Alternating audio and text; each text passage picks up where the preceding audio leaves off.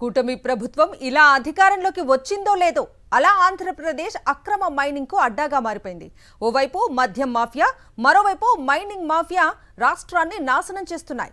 జిల్లా, నియోజకవర్గం, మండలంతో తేడా లేకుండా ప్రతి ప్రాంతంలో అక్రమ మైనింగ్ కు తెగబడుతున్నారు కూటమి నేతలు. గూడూరు నియోజకవర్గం దీనికి ఏమాత్రం మినహాయింపు కాదు. 15 నెలలుగా రాష్ట్రంలో సాగుతున్న పాలన చూసి ప్రజలు ముక్కున వేలేసుకుంటున్నారు. పాలనను గాలికి వదిలేసిన నేతలు అడ్డు అదుపు లేకుండా అక్రమ తవ్వకాలకు తెగబడుతున్నారు. రాత్రి పగలు తేడా లేకుండా ఇసుక, మట్టి, గ్రావెల్ ను యథేచ్ఛగా దోచేస్తున్నారు.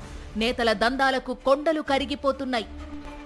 ఉమ్మడి నెల్లూరు జిల్లా గూడూరు నియోజకవర్గంలో చిట్టమూరు మండలం యాకసిరి గ్రామంలో మితిమీరిపోతున్న గ్రావెల్ మాఫియా ఆగడాలు ప్రభుత్వ ఖజానాకు గండి కొడుతున్నారు. కూటమి నేతలు ఇష్టారాజ్యంగా ప్రభుత్వ భూముల్లో గ్రావెల్ తవ్వకాలు జరుపుతున్నారు.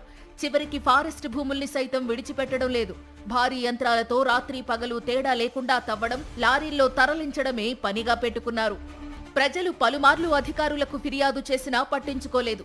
అధికారులు పట్టించుకోకపోవడంతో గ్రామస్తులు కోర్టును ఆశ్రయించారు.